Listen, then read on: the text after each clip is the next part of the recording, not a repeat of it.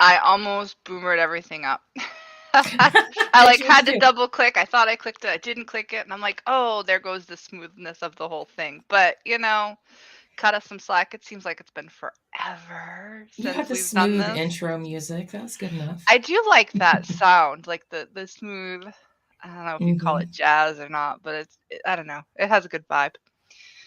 Relaxing, chill. We're pretty chill here. All right. So thanks to those of you guys who are in the chat. So we have Snuggy, who is first, Jim Cox, who's the best, Marinus, who is third, Nick Gear just saying hi, Snuggy Elbakoff. We also have Mo, hail the Mo. ACC is here. Let's see. It only shows that I have 2 people watching, but there's definitely more than that comments. There's a few of you, at least a handful. Hey, Hicks Villain. Keeps up. I know, yeah, the B is for boomer. I know it doesn't really help the show. Like, if I really wanted to grow an audience, to take 5, 6 weeks off and then, give how much notice did I give this today? Actually, I set up the stream much sooner than I usually do, because usually it's the hour before. But it was probably 3 hours ago. So most of you guys got like 3 hours notice, except for there was a couple people that asked within the last 12 hours, which basically kind of sealed the deal that I was like, oh, people are asking, and I don't have no real reason not to do a show today. So I made sure Mrs. was still available, and she was, and so we're here. Still kicking. Right. Still kicking. And having 6 weeks off means we have lots of stuff that we have not gone over. That's true. Mo is right. I peer pressured Amanda into doing the show. He was the first one to ask last night if I was doing it. Let's see. Yeah. And Marinus points out that if I build it, they will come. Although the thing with this channel, this show, mostly I'm here because I find it fun and I hang out with you guys. It is kind of nice to see, hey, look, the show reached 100 viewers, but I'm okay that it only reached 100 viewers, and I'm okay that it only has 5 people in the chat. Like, I'm not out actively promoting my channel to make it become bigger. I'm more of a, hey, this is where we can hang out Sunday afternoon, have fun, and talk about comics. And this is what I like with the show. Yeah. So, like Vince Vaughn says in the movie Dodgeball, if you set the goal really, really low, you're never going to be disappointed. Exactly. Something like that. So, Mo says that if you had more viewers, I'd have more viewers announced if I had announced in advance that you were reviewing the Crom campaign. Has that launched already? I haven't seen it go live yet. And that might be all the reason. Which is he talking about? It's not relaunching the old. No. There's a new one, but I didn't realize it launched, because if it did, I haven't gone over it on the chat that it's new. Oh, that's you said there was a sign up or something like that. Yeah, there was. Yeah, you can share it on Twitter if you want, Marinus. That's fine. But those of you, actually, everybody that's here has been here before. Maybe there's some lurkers that have not. Maybe there's a few people that are watching this on replay. But this stream, this show, is a show that I thought about where we're critiquing crowdfunding campaigns, mostly Comicsgate, but it could be really anything. And we don't necessarily plan which campaigns we're going over. It is usually at the suggestion of the chat. So I'm waiting. There it is. I'm waiting for Mo's suggestion, and it was Classic Crom. It's like Mo which knows. We're not doing. Mo should be on your marketing team. Yeah. And we basically look at everything with the setup from a backer's perspective, like what we like about it, what we don't like about it, if it's something that interests us, um, you know, just, you know, getting extra eyes to the campaign. Maybe somebody in the chat will be like, wow, I really like the looks of this campaign. Maybe they'll be backing. Other times, maybe the creators will see the show because when I'm on top of my game, I'm usually posting the show on Twitter after the fact, tagging the creators in which campaigns we have talked about, which we've had some good results in regards to that, which is good. But yeah, okay. I can see that I'm having a hard time ignoring the chat, even though the chat thinks I'm ignoring them. But that's where my train of thoughts keep disappearing, is because I'm like looking at the little green dude with bad attitude. Most suggestions are always gate kept. I'm pretty sure we looked at the Cromniverse twice. Granted, it hasn't been this month or even this year, but we have. And most It's of the just bad not enough for feelings, there'd Mo. be feelings of discouragement. Although I suppose this would not be an opinions are like show if Mo did not suggest the Cromniverse. No, it's tradition now. Yeah. All right. So Mrs. has her sheen shared, her screen Yikes. shared, and we will pull up Creator Go. And in this is usually how we determine, or at least get suggestions for campaigns that might need a little bit more eyes on it. Looks like the lowest one there is a Thomas Valiant, A Second Chance. We have the Absolute Trade paperback. We have Tales from the Nativerse, right? Nativerse number 2. Numbers 2. Mm-hmm. Yeah. Doc Blaylock's Pariah Blood Mud. That looks like it's. Oh, is it? I thought He it was just funded. Yeah, that's a good thing for him. We have not looked at that one yet. There's Immortal Rising, which I was just watching most of Dave Brink's show, which, hello, Dave. I did see you join us, so thanks for joining us. But Dave's Brink show, which had Aaron C. on, and they were talking about it. There's Mythicals number 1. There is... George has been busy, and it probably doesn't help that I haven't been very routine with the show. Maybe he thought you gave up. Maybe he did. I know George has been busy, but I was just talking about him to somebody else, and I need to reach out to George, make sure everything's going well. But he's been busy in real life with his family and stuff. So we have Coney Waves that we haven't done. Man, there's a lot we haven't done.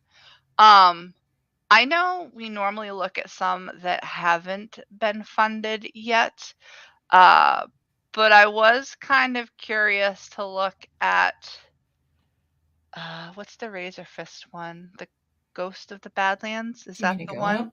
I don't know if it's high up there. It's probably almost 200,000 if it's even on there. Let's see. It might not be I'm on missing there. it. I don't see it. It just launched, I think, like 2 or 3 days ago. Okay. So, because I've heard some opinions about it that I don't necessarily think are the same opinions as mine. So I was thinking that would be kind of interesting to see what others think of it and give my opinion of it. Although I haven't really gone in depth on it, so it wouldn't be like I've looked at the whole campaign to critique it. I don't know. What does everybody else say? What do we want?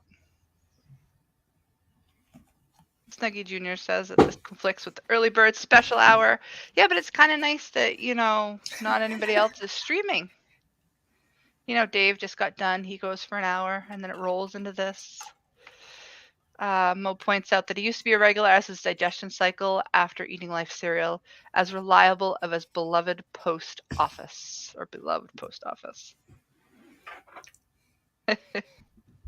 Yeah, different opinions. Maybe yours will match mine, Marinus. Hey, 24, good to see 24. You. I see you active on Twitter, but not so much in chats anymore. Hope everything's going well. I just highlighted everything as I was trying to click on and off things. I suppose we can do a couple. Nobody else is suggesting anything. Is there anything that you would specifically like to do, Mrs.? Not specific. What was the one that you mentioned that you said wasn't on here? Because I totally missed the title that you said. Ghost of the Badlands, I think. Ghost of the Badlands. Okay. Yeah. Oh, look, new arrivals. Ghost of the Badlands, right here, off to the right. Oh, but it's not on the thing? Yeah. Yeah, that's the one. Okay. So this, of course, does, well, I suppose any campaign could always use more eyes. But this just launched 2 days ago. It might have been Friday. And go ahead and click on it. We'll go over it. $154,000. Holy moly. Now, Okay. the reason why this is doing so well, and I'm not sure how well you're familiar with the players that are involved, and I'm not really familiar Not with at the players all. that are involved except for by name. So we have Razor Fist, and then there's G Prime 85, which I didn't know who G Prime 85 was until last night. And I Okay. didn't really know who they were before that. So it was just more of an association thing that I understood. So Razor Fist is CG adjacent, I guess you could call him. So, you know, if you think of like a Venn diagram and then you think of like the main CG players and then you got the circle of the outside CG, Right. and then he's kind of in the overlapping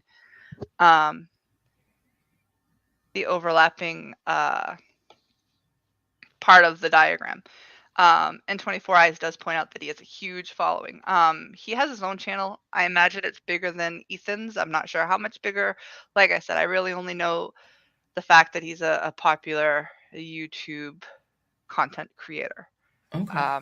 And I'm not even sure if it's the fandom, if it's pop culture, if it's, I don't even know what he covers. But he has fans. They're coming out for this campaign, as we can see.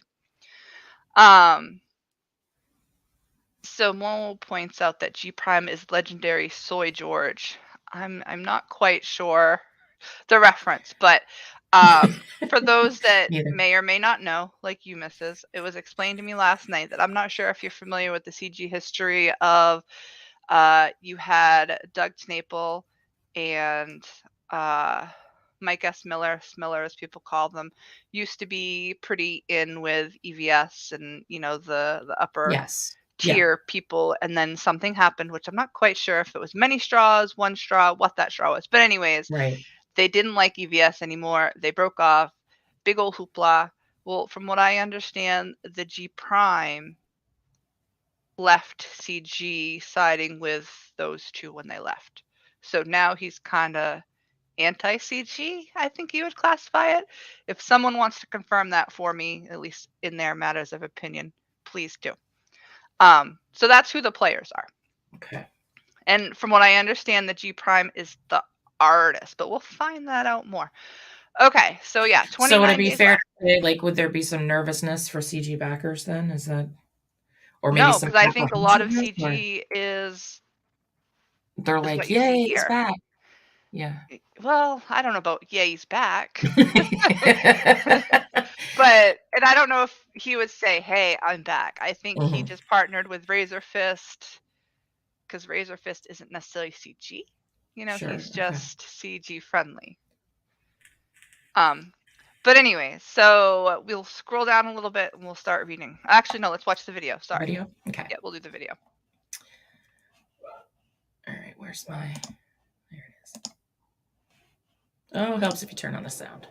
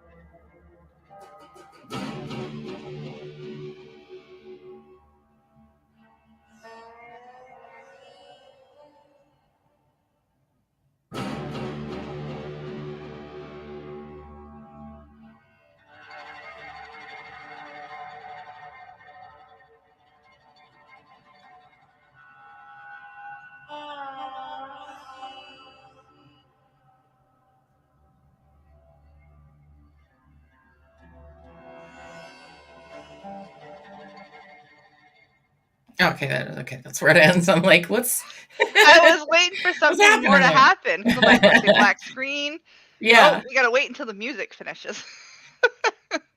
Which is kind exactly. of weird because you would think they would do something with that empty Like it space. ran just a wee bit long, but a Mhm. pretty good trailer in my mind for not being animated because I love the animated trailers. Um, Yeah. but I thought it was really good and um, I don't know, pretty impressive to me. But It gave that classic Western feel, which, hmm I did like that. I think the only critique I really have about it is the fact that it seemed like it did just go a little bit too long, and it seemed like just for the sake of the music. right. Um, alright, so we have some answers, or at least some more, in the know people than I am. So, Mo says that he was unable to attach himself to EVS like a barnacle, but he later succeeded with Tim Pool, so I guess he's in Tim Pool's pocket. Hmm. Razor Fist has double Ethan subs. I would say he started from the skeptics community. Okay. Uh, welcome, Michael Teacher.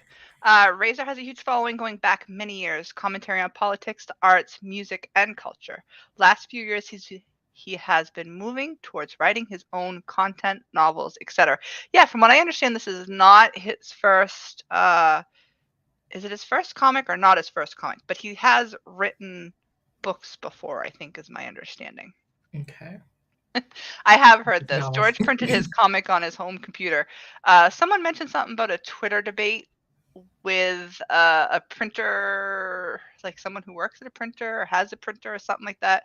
And then George, who is G Prime, was talking about how he could print a much higher quality product from his home computer. So ACC says he is a libertarian, anarcho-capitalist minded, more so very independent, which is Razor Fist, much like an Eric July with a journalism degree, I believe. And it says George gained his following from his political cartoon that Tim Pool would hang prints of on his set. Oh. Razor Fist was always on the safer side of skeptics, thus he wasn't purged right away. My scrolling thing is a little sensitive. Sorry, guys. Mo Big says Razor Fist is the Dennis Miller of hair metal. Dave points out being anti-CG because you had a fallout with someone who is CG is stupid. I'm not 100% sure if that's the story, but that's kind of what I gathered, Dave, and I agree with you if that is the case. Hey, Johnny Rando, thanks for joining. Thanks for coming back, Jim. Let's see. So, funniest was when he wanted Pete Samedi to print his entire Alterna line on a home printer. That would be a lot of paper. And ink is so expensive. Yeah. I mean, you're not talking about just like printing a proof, right? They're actually talking about like producing I think on like a their home own printer. printers. Yeah. I don't know if they'll like, Good get reams of gravy. paper and then just stapling it together, or maybe they're Yeah. talking large format Mm. printers. So then you just, put a nice crease in the middle and then get a long reach A big stapler old and then just industrial. staple it. Yeah. Put in the Indian Indie. Um, so ACC points out that Death Mask was the one before this one. Okay. So let's see, we'll read what it's about. So, who is the ghost, man or myth, flesh or phantom? Is he a ghostly stranger who wandered out of the Arizona desert to deal divine judgment upon the modern Gomorrah of Canyon Diablo? Or is he a survivor of godless effrontery, plucked from his grave by beings unknown to visit upon evil men the ravages to which they subject the weak? Whatever his origin, the result is the same. Gunfight after gunfight, body after body, coffin after coffin, legend soon grows of this phantom of the high desert. The Badlands swirl with whispers of a lone pistolier, one-man vendetta ride, wielding a mechanical weapon of the old world to cleanse the heathen with hails of gunfire. Rumors soon circulate of an entire army, cloaked in shadow. His faceless foot soldiers eventually folk find a name for this mute, masked missionary of death, the ghost of the Badlands. So that sounds interesting to me. However, Yeah. if I was to read this out loud, I would not want to because there's a lot of words in there Yeah. to stumble upon, and it's not. I don't know. I guess I'm of the mentality that if you're writing for the general public, you should dumb down a lot of things, Yeah, and sure. that's not I know what you're dumbed saying. down very well. But it makes me think that whoever wrote that is a good writer, an even better prose writer than a comic writer would be my guess, though. I would imagine there's a fine line between trying to show off your chops, right? Like I can write and you want to show it. You Yeah. want to sound intelligent. But yeah. No, I see what you're saying, but the difficult pickups. But I would, and I'm not a Western fan, but it's striking my fancy just based on reading that. I'm not either, but yeah, I like the idea of the story. All right, It's before we mysterious. move on, we have new people. So, hey, Guapo. Let's see. We had Felix. Hello, Felix. Um, I won't pull that up, but that was kind of funny, Jim. Astro Zombie. And then Eric Guapo says crowdfunding has turned very gay. Yeah. All right. So this image, I have no issue with this image. I kind of like it. I think it has good detail, good perspective. Kind of weird that it has the word bubbles without the words there, but the words were in it in the trailer, though. If you remember, this is the opening scene of the trailer. Yeah. All right. Anybody else have a problem with this art? I like the fading in the back. Yeah, got a problem. It seems to work. Definitely gives me, Western old school vibes. The really, really bold black is cool in the buildings and like the gate. Are you laughing at me? No. Like, did I say something? Sorry. Oh, I think I see what you're laughing at. So welcome, Crazy. You should write your books to retards and CG. Am I really of the only minority that thinks that? Didn't once upon a time, like, I don't know if they still do, because I tend to not pick up newspapers anymore, especially printed things that you get everything online. Not that that's the greatest source. But weren't they always supposed to be written to like the level of a 5th grader? The newspaper? Yeah. I don't remember hearing that. I don't know. All right. Maybe that's just something I've heard. However, I mean, I do remember being in grade school and being required to read the newspaper and like bring in, they would say pick an article. That happened a lot when I was in school, in grade school. Yeah. So maybe there's something to that. So Jason's here. Hey, Jason. I'm not a Western fan in comic format. So when I do pick up a Western comic, the art is key. It's good art, but I'd rather go with Lopresti. I have not read Lopresti yet. I have read Alien Alamo, which not quite Western, but gives Western vibes. Guapo points out the art is good. Do they give any assurance that they will fulfill within 12 months, or is it another floating fulfillment date? The digital says it's estimated shipping January 2024. Hardcover says January. So this says January 2024. They are giving themselves a date. You're not the only one, Amanda. Rob Arnold's also very passionate on this topic. I'm not saying that I would mind a challenging book, but I don't know. All right, we'll just end it at that.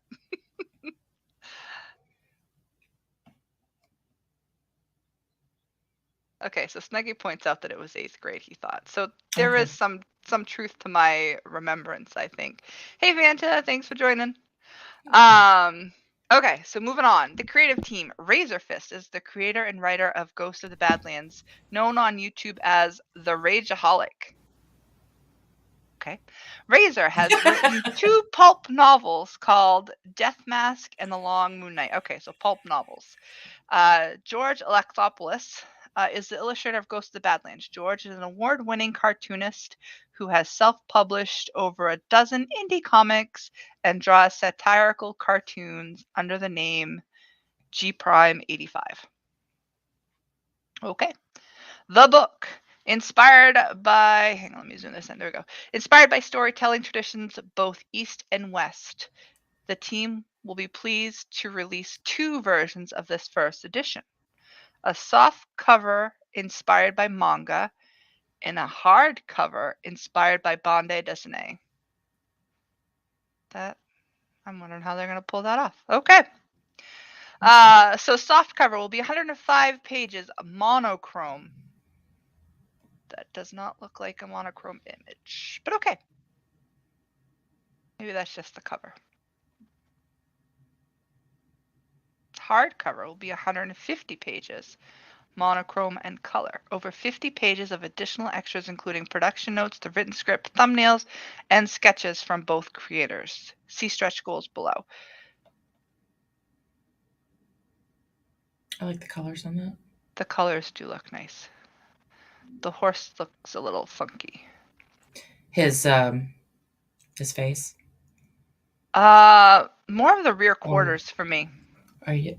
Oh, I see where you're looking at. Like, the face doesn't look so bad. The front, you know, the thickness of the muscles, although the front legs are looking a little peg leg-ish, but that butt hip area looks a little too thick for a horse. He's a chunky horse. That's too much meat on that horse. All right, so Jason points out it is monochrome. Okay. Monochrome I thought was one color, mono, but it looks like there was more than one. Maybe black's not considered a color. All right, the digital edition. A link will be emailed to download a DRM-free PDF. What is DRM-free? I was just about to ask you. I don't know. Maybe somebody in the chat knows what DRM means. All right. So when I looked, don't scroll too far. Okay. When I looked at this campaign, this first image here, the one that we're seeing right at top, I need help understanding it, and I don't know if it's just me, if it's because I'm not an artist, what's going on with it. But the angle of his neck almost looks like he's laying his head on the shoulder of the person that is shooting. That is not a singular person in my mind, because how do you do that angle of laying your own head on your shoulder to shoot? And I don't know if it's. I don't know. I'm sitting here with my arm out, trying to lay my head on my. I suppose. I don't know. It looks weird to me. It looks like to me he's trying to look around the gun, like around the outside. But now that you said laying the head, arm looks too small. Like, I understand its perspective because you're looking more straight at the arm, so you're not going to get the right length. But I don't know. It looks weird to me. Well, I hadn't seen it in the sense where he said it looks like he's laying his head on somebody else's shoulder, and now I can't unsee it. Like, I'm trying to put it back in the perspective that I saw it the first time, and I'm like, damn, it does look like he's leaning on somebody's shoulder. And I don't know, but I didn't the head looks so much bigger than the shoulder to me, and that's why it looks like there's two different people there. Yeah. I mean, because there's no real separation from the hat and the shoulder. Like on his other side, is that what you're saying? And then you got the shadow on the other side, which makes you think it's still part of the body, but how is it part of the body? Yeah, that's what I was saying. Like, is it maybe just the separation of the hat from the shoulder is what's making it look... All right, so let's go back. All right, so they did answer the DRM. So Astro Zombie points out digital rights media. So digital rights media, DRM is digital rights media, copy protection, basically. Okay. Oh, management. So you don't get stuck with some sort of encrypted thing you can't get into. I guess so. It's management, not media. Management. Okay. And Dave is agreeing with the perspective does seem a little off. Jim points out that he's left eye dominant. He would think that he would use reference to make sure it's right. Maybe. I don't know. It still just seems weird to me. Mo says Dirk needs to teach this dude perspective. Wait a second. Left hand or right hand dominant, Jim? Oh, right-handed, left eye dominant. Okay. So Crazy points out he backed it yesterday. Mo Biggs, I'd cut Soy George some slack on this one. His usual art style is cutesy wootsy weeb adjacent. Do we think that because they talked about manga and then a bande dessinée, which I'm assuming is larger format, like bigger than a standard comic book size, like is he doing two different versions of the art, or do you think they're computeristically changing it manga style? Hey Maromi, thanks for joining. Because I haven't seen, like, granted, I said I haven't looked at this in depth, but the images that I've seen quickly don't look manga to me. Right. I wonder if they show any differences as we go down. Although it looks like we're pretty far down the page already, so maybe not. All right, so keep going.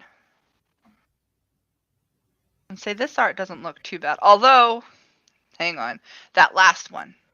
The horse that is running to the right looks like a wild boar or a pig, or something's wrong with that horse. That's the meaty horse. Maybe he got stolen. He does look a little chunky in the belly there. And a little too stout of legs. We're fat shaming the horse. We are. Although it's kind of funny because, part of me wonders, like, obviously someone had to okay this art more than the artist, or the artist had to look at it themselves. Like, you have some decent horses here. Like, the one in the middle looks like a decent horse. The one on the left looks like a decent horse. This is obviously not the first picture we've seen with horses in it. So the guy knows how to draw a horse, but I'm kind of surprised that he's letting that pig horse fly. But let the pig horse fly. I'm never going to stop using that. Let your pig horse fly. But that is, I don't know. I know what you're saying. Like, maybe it's a time thing, like, oh, I'm focusing on everything but that horse, so let's not focus on that horse, so we'll just let it go. It just seems weird to me. Like, someone said last night when they were going over it that they thought this book looked great, and I'm not saying it doesn't look great, but with the budget that they have and the budget that they're getting, and, I don't know. I wouldn't think they'd let these little things slide. So Jason points out, if the artist is used to doing cutesy or cartoony, hiring them to do a more serious style is a risk. I'm not bashing this. I do like it just fine. Jim says he doesn't like it, but I can't blame a creator for not bashing it.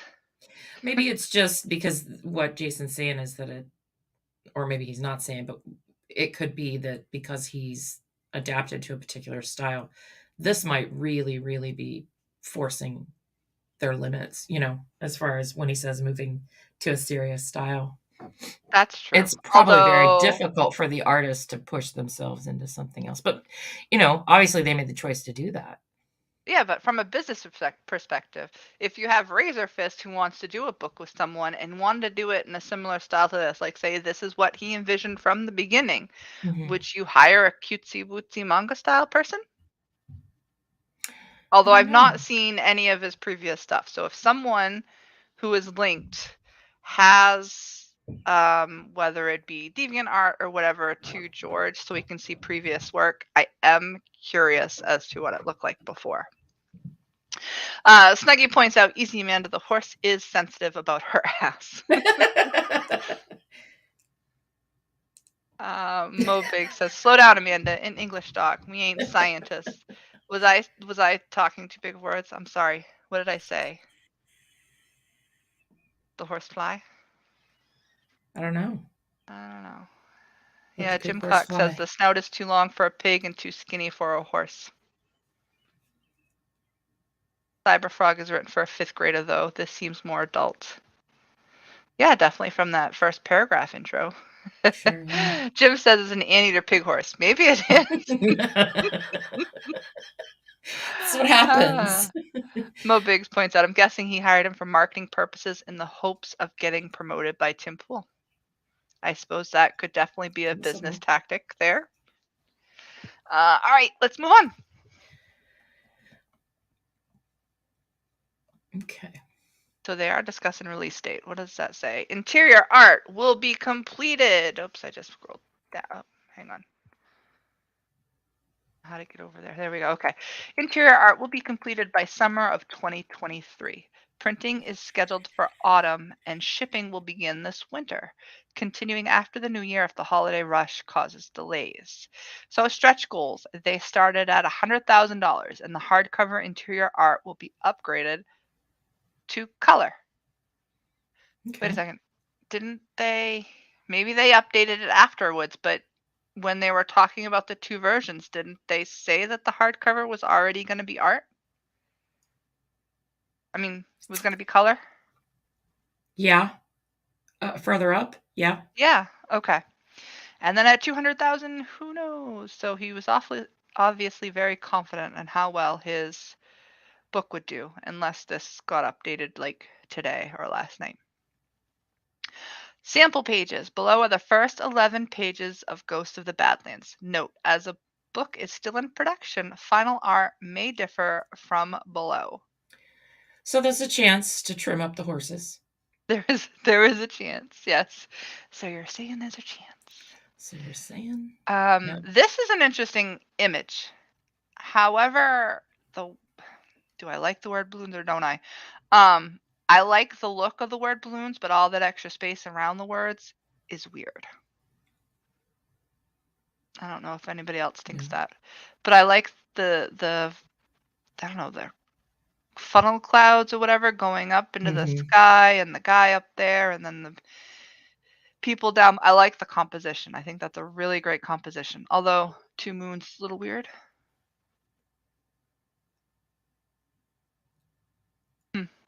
Your thoughts? The horse looks good. Yeah, I'm just looking at everything. Still a little chunky in the back. Actually, the snout, really, this looks really triangular as I'm looking at it. I think so. Proportionally, it looks better than some of the other ones. It does. It does. No, and I agree with the word bubble, but then, since they kind of say, well, it might differ, then it kind of makes me think, well, maybe they just sort of slapped it in here, get the campaign up and running, blah, blah, blah. Perhaps, is it going to be bigger? Is it going to be fit in better? I don't know, but I do dig the bubbles themselves and how, it's like pulling into the debris of the funnel clouds. That's pretty cool. The two moons, I don't quite get, but, you don't really know where this guy's from, so who knows? The shadow person. Yeah, sorry, I was responding to a message on Facebook. You're Facebooking in the middle of your own stream? Okay, Amanda. Sorry. So yeah. All right, we'll scroll down. Oh, actually, hang on. We'll go to the chat before we stop somewhere else. Man, I missed some. Sorry, guys.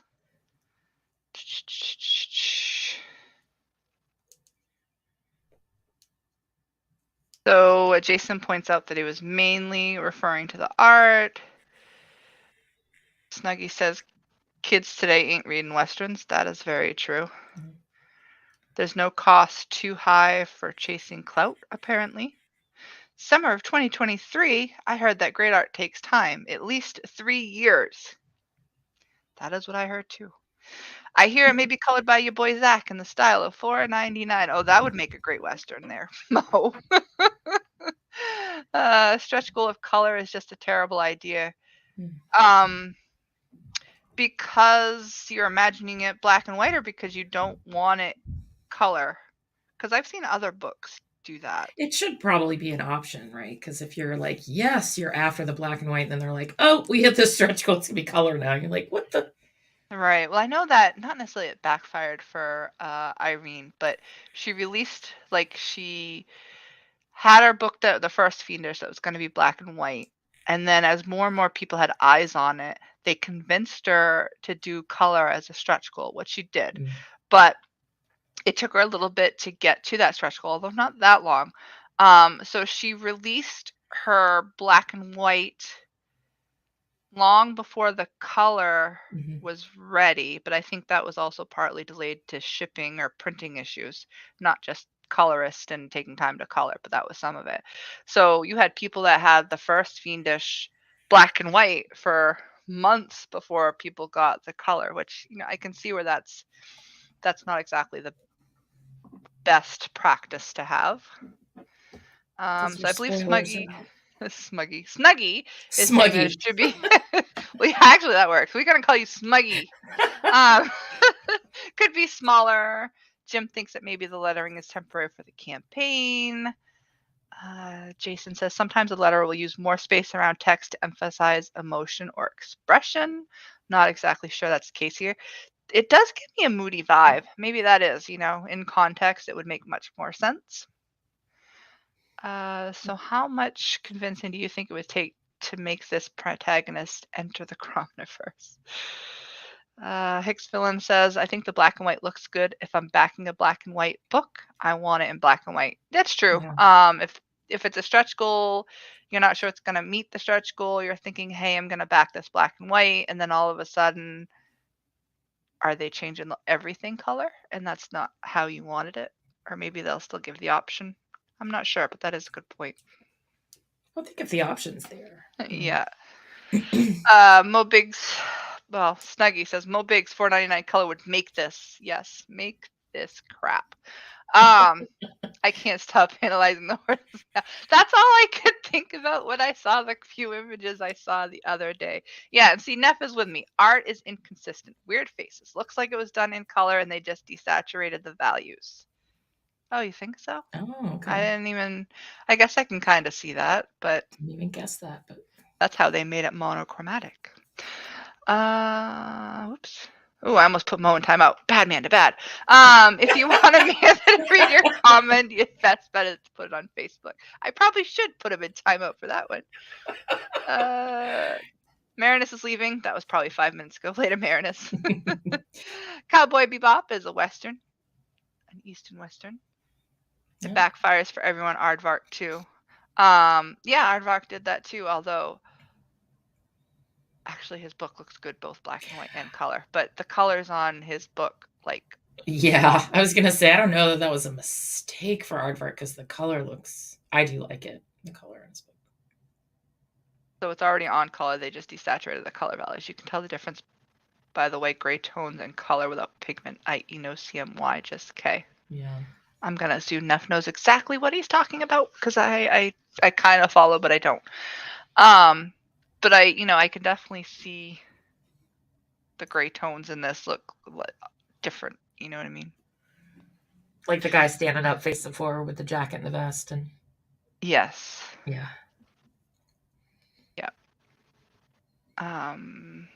Although that is kind of weird that if they originally did it in color.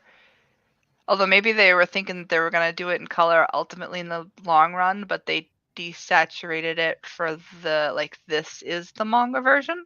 Mm-hmm. Which this doesn't really give me manga vibes. So if you just print it in black and white, it's considered manga.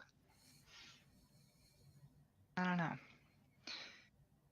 Mobig points out, I could see them further toning down George's gentle pastels into monochrome. They already hit the stretch goal, right? So who's the colorist? Good question. Although it has only been 2 days, Neff.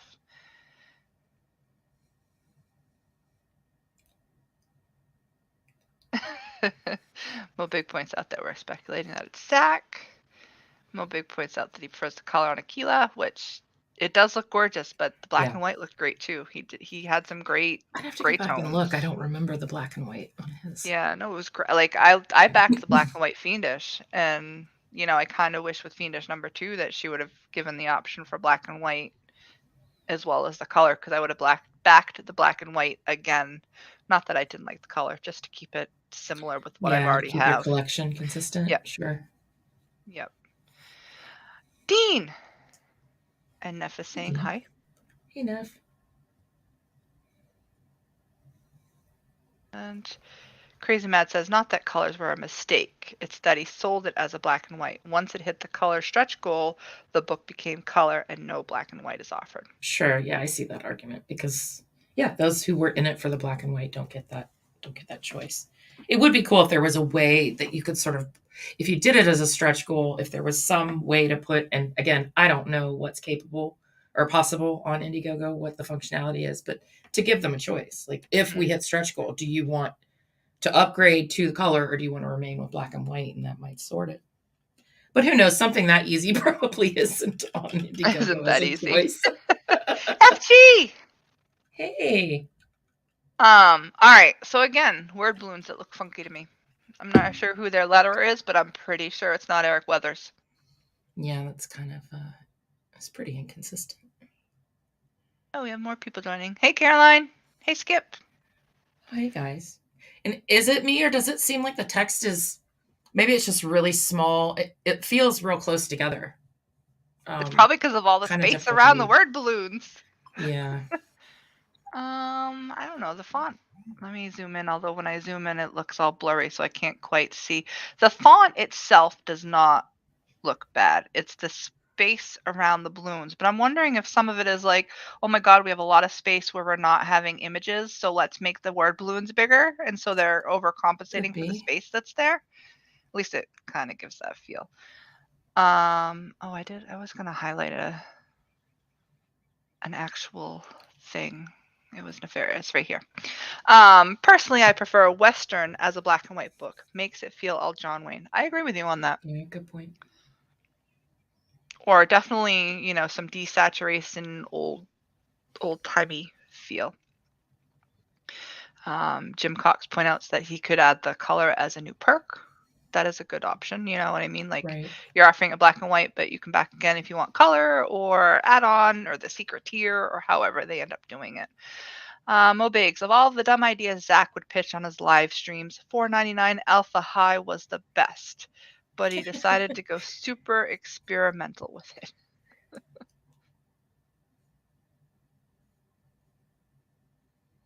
All right. Neff is agreeing the word balloons are weird. FG was going off on them the other day. I agree.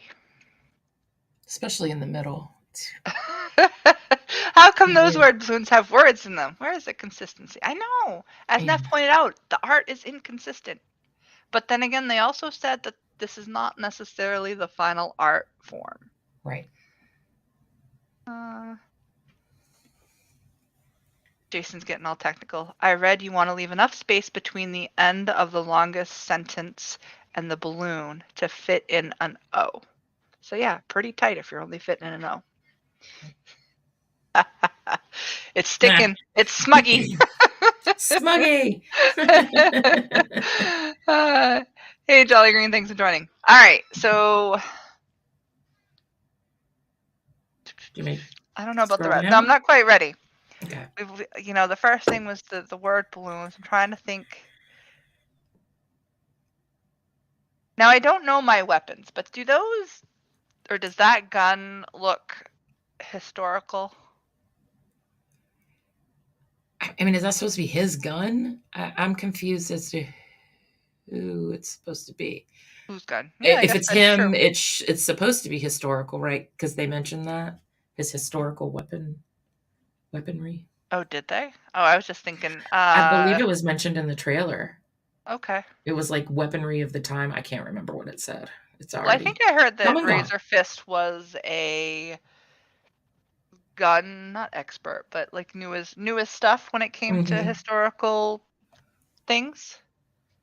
So I don't know if he's like purposely going steampunk, if this is historically correct, if it just looks weird to me.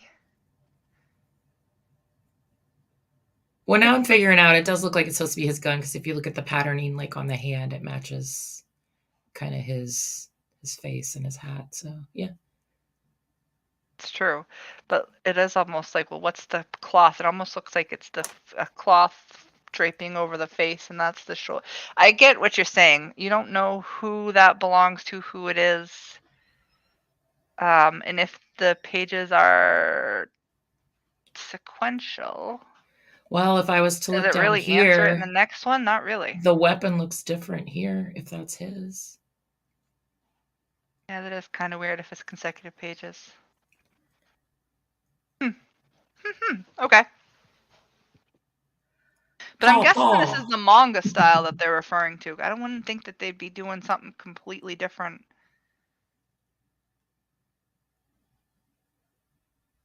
I don't know. And the art itself, aside from the inconsistencies, doesn't look horrible to me. Just some horses look funny and some guns look funny. But then again, like I said, I am not a historical weaponry person. All right, let's chat for just a moment. Okay. I just want to say, go Frequency Girls.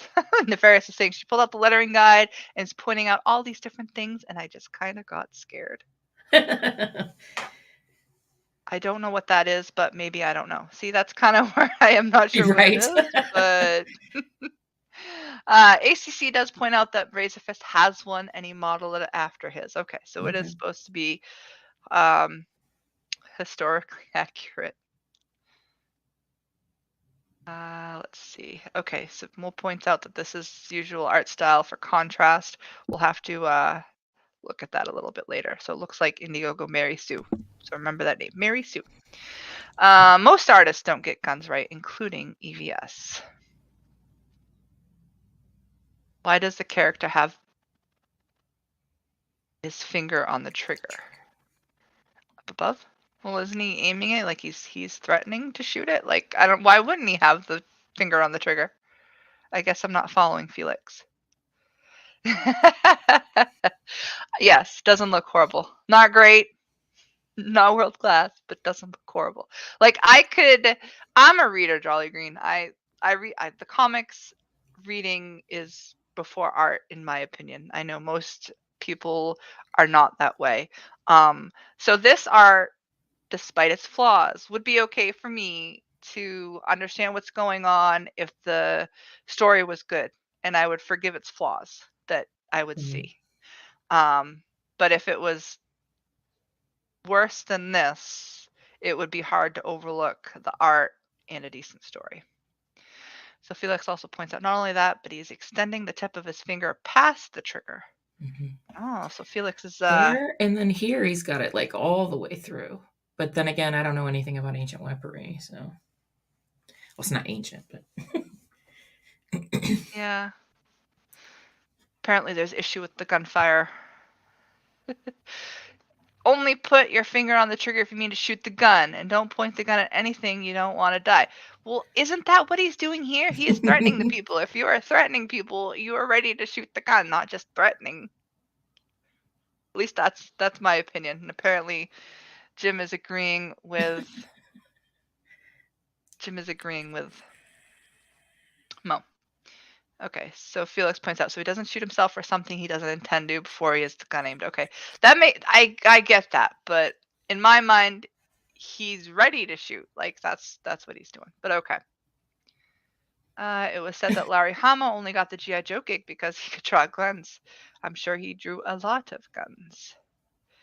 Crazy agrees with me. Story before art, always. They're being gun nerds saying he isn't holding it right. Apparently, he did not use reference when he was drawing this, I guess. I did not pick up on that flaw, though, but good on you guys that did. All right, moving on. Okay. So he's lighting these guys up. Does that look weird to you? Big old thick thigh. I mean, it did just get blown to bits. Now there's a nice horse's ass, Amanda. Check no, out I know that one. is a really good horse right there. I think that's a really even good the horse. the snout. Yeah. Mm-hmm. The guy can draw horses. That's why I don't quite get it.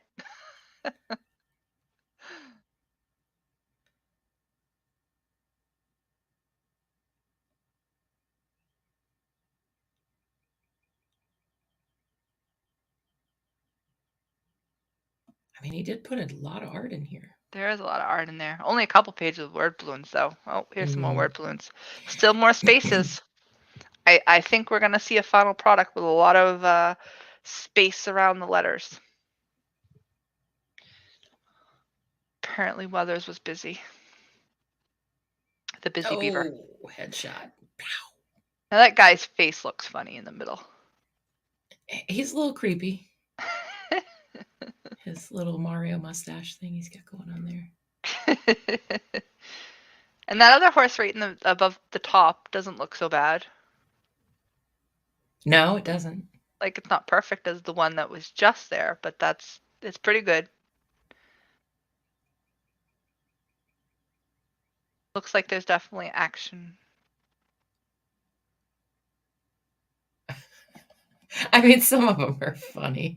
He's like got slobber coming from his tooth, and I mean, He mad. He's you slobbering. limber-legged cocksuckers. All right, hang on. We'll check up with the chat a little bit. So Nefarious does point out that gotta say the price point looks good though, and Razor is popular. Alex has a rep as an artist, so that's why people are back in the book.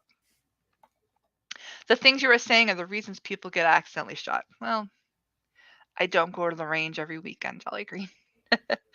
Old West gun safety practices may have been a little loose. Yeah, that's probably very true. Yeah, keeping with the historical accuracy, probably not. Jolly Green says that they're given words the room to breathe. Exactly.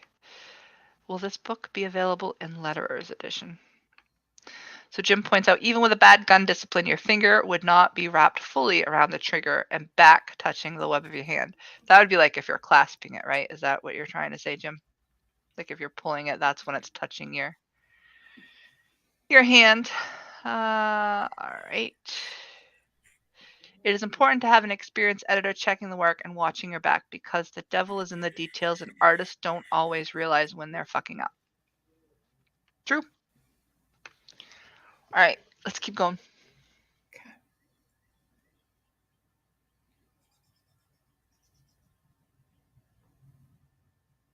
Maybe it's the motion lines that make it manga.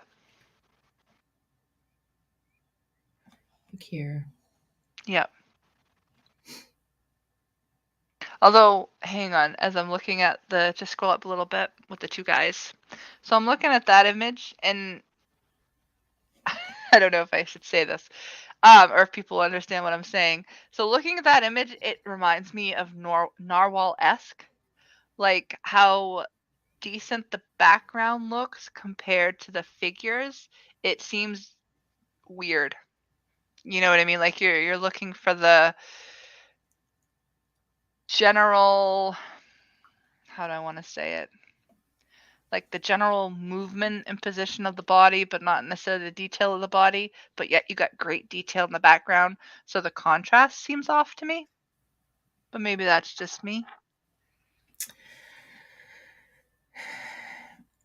That one particular, like just this one particular picture, yeah, I don't know if I can be as specific as you were with how I'm seeing it, but it does, there is some difference. It does seem a little strange. It just seems different.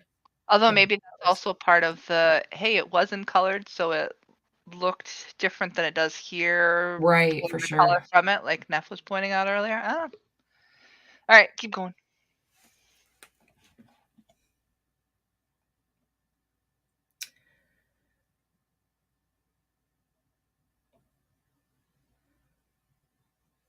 Neff is wondering who the editor of the book is. I think it only gave credit to the writer and the artist. I do like those images. Ton. Okay, yeah. But no. Sorry, I just wanted to scroll down and see if it gave you're good. Written Keep detail. Going. Nope. I like the level of detail of those. I like these a lot, yeah. Like it portrays emotion really well. That looks a little weird. Her face looks like manga. Yeah. Like it's a haunting image, but her image itself looks out of place. She looks a little cartoony. Yeah. Compared to the rest. Yeah. That's a good image there. And it kind of makes you wonder what. So the first 11 images, it was 100 pages a book? Because I think the hardcover was 150 pages plus, which the extra 50 pages was extra stuff. Yeah, it was extra art. Plus, I wonder what role this little girl plays.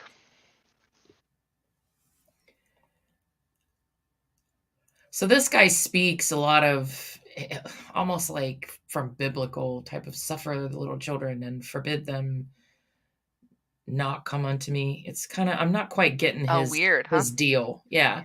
All of his texts, I don't really understand what he's saying. Haunting in tongue. Alright, so back to the gun.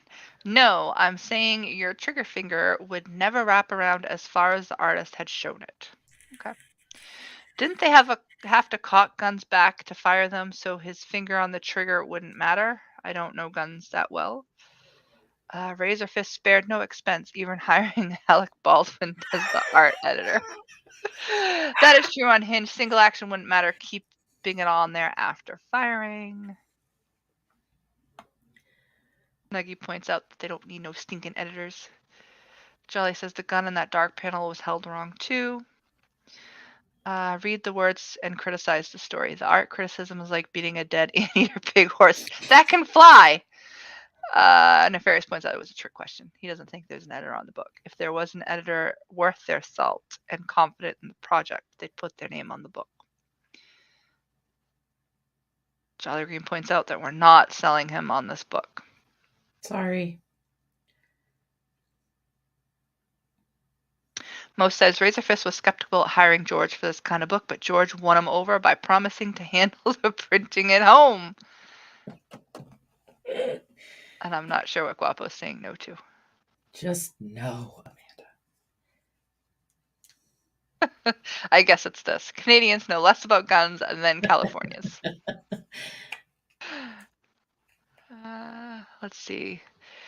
We're not going to see a shortage of YouTube and eCelebs crowdfunding comic book projects now that Ripper made a mint doing it, and the barrier to entry is really low. And for every Ripper, there'll be a Damn Drops. That's true. Damn Drops crowdfunded and didn't do so well. All right. So, what are your overall impressions about the art? I think it's got, I mean, I don't know. It's hard for me because I don't normally go after black and white art, but sitting and looking at some of the images I think are great. I mean, there were some of them that were really impressive to me, in lieu of being black and white, because sometimes that's maybe my, not a distaste for, but why I prefer color, just because for me it distinguishes the images more. And I just like color. But for this being black and white, some of the art was where I was saying, like, the really bold parts are really good. Some of it's really, really cool. And like we were saying, like this image here, just the bubble, and it's done differently. Now, yes, there's a lot of white space around it, but I kind of would be a little bit hopeful that because they said this is not necessarily the final image, that perhaps somebody might go through and look at those and go, yeah, that snout does look like a full-on triangle, or that horse butt looks too big, or whatever, and maybe clean it up a little bit. Right. I think I would have to. That horse looks like a pig anteater. I think I'd have to see what it looked like in color to know whether or not I would go after the book. And obviously, you're not going to know until, I guess they're probably not going to update it on the campaign page at all, because they've already hit that goal, right? Did we say that? They did. They haven't reached the 200 stretch goal, which has not been announced. Yeah, there's issues with the art. I don't know. Well, he said the price point. Nefarious likes the price point. I'm not sure that I'm sold on the price point. I think it is what it is. Like, there's nothing special about it, because you got the soft cover for $25, the hardcover for $50. That is what I've seen others go for. So it's not like, oh, we're doing it cheaper, so that's what's enticing me to back this book. I think with the art there, some of it's good, most of it I can overlook if the story was great. For something like this, if I was thinking about backing it, and in some ways maybe I am, but this would be one that I would be going for the digital, the $10 digital, so I can read the story. I don't need the hardcover. Yeah. It's a small risk comparatively, with things. Like, that's how I would look at this one.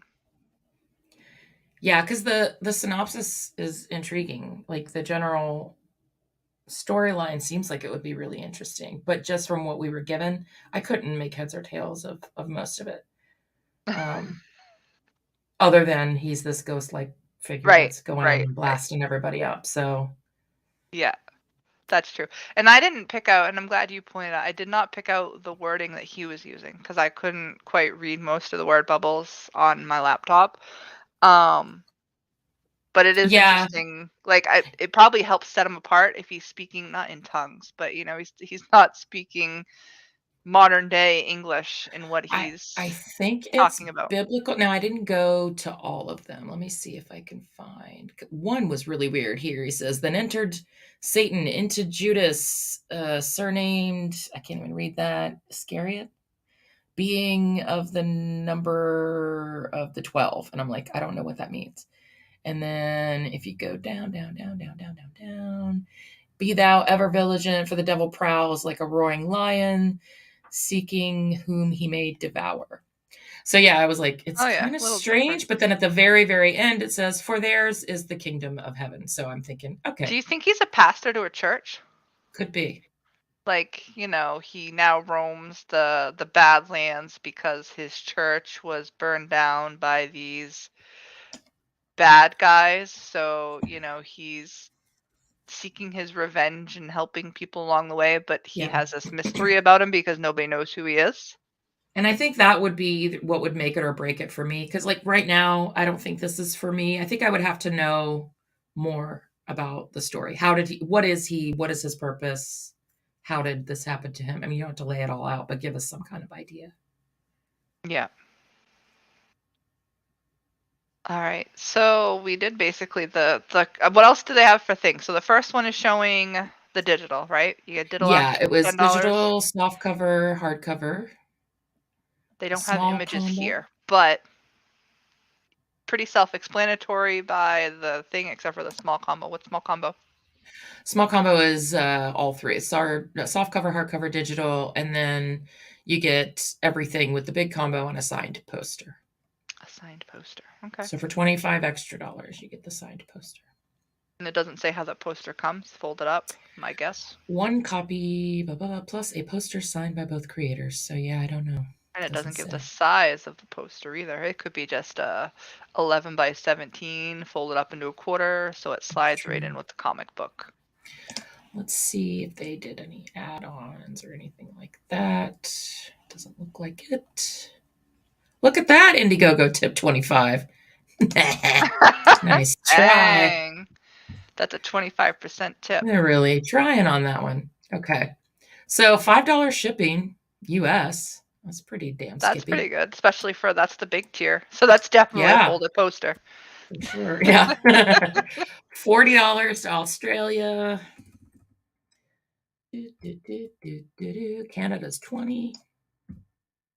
Wow. I thought Canada and Australia were similar in funding UK's price, 30. So shipping yeah, prices. Canada 20, UK 30, Australia 40.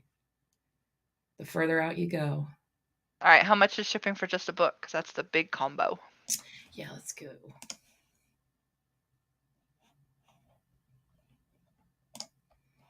Let's do the soft cover. Let's see. $5. So it's still $5.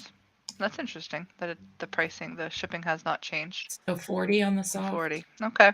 Yeah. So I wonder. Well, at least they do have the digital option. So if somebody that was overseas really wanted to at least have Reddit, check it out a little bit further, they do have the digital option for them. Mm-hmm. Yeah. And it's standard shipping no matter what you get. It's all the same. Might as well go big, I guess. All right, so Nefarious points out they'll saturate the market and make less than excellent products that only result in discouraging people from backing other projects. Fowler said so. And that was referring to the YouTube and eCelebs crowdfunding comic books. Michael points out Giant Eater. That's the image I was looking for. Can't unsee that now. Jim agrees with Neff. Good time for some artists to try and network with them. Hey, Fenrir Fire. I don't know if Dam's comic ever got funded. I'm not exactly sure about that either. That was before my time. Yeah, Dean, that was in US dollars. Hicksville and LL Dam stole comics and sold them at a higher price on his website. Guess there's more to that story than I am familiar with. Yeah, I don't know that story.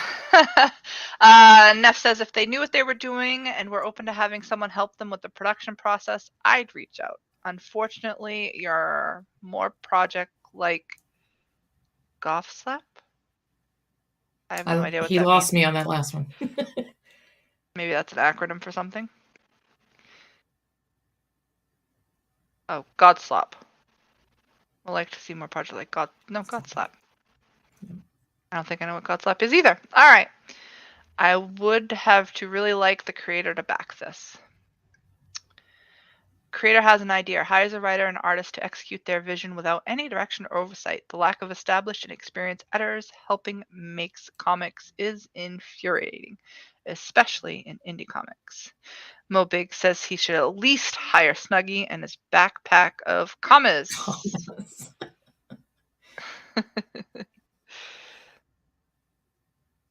It's Smuggy now, Mo. Michael points out that he used to read Old West magazines on the newsstand. He'd give this a chance if he thinks the story is promising, but the effed up horses are now an issue for me. Sorry, Michael, we ruined it for you. They might get better. Jolly Green says he liked it better when the text was too small to read. Phil has joined the chat. Hey, Phil with 2 L's. Hey, Phil. ACC says that he is heavily influenced by the Clint Eastwood trilogy of Hang 'em High, High Plains Drifter, and Pale Rider Man of Mystery. Yeah. All right. Yeah, Neff points out that shipping of $5 US is a great price. It is. Yeah, it is. Can't wait until Indiegogo is a thing of the past. Creators will have all the money soon enough. Leggy points out that international shipping is high even for bookmarks. Where's the tracking number on my bookmarks there, Smuggy? Oh, look, he changed it. Yes. I bet they don't realize they can't send the big package medium mail, or they're willing to take a hit on the shipping because it's just the same. It's because it's the same as just a book. Yeah. Yeah. And $40 for Post Usher. That's farked. Yes. 40 US. Yeah. So that puts it at what? Almost 50? I think you said almost $60 dues. Oh, $65 dues. Yep. There you go. Hey, Jason. Thanks for joining. Let's see. ACC The Eastwood Trilogy is a fistful of dollars for a few dollars more in the good, the bad, and the ugly.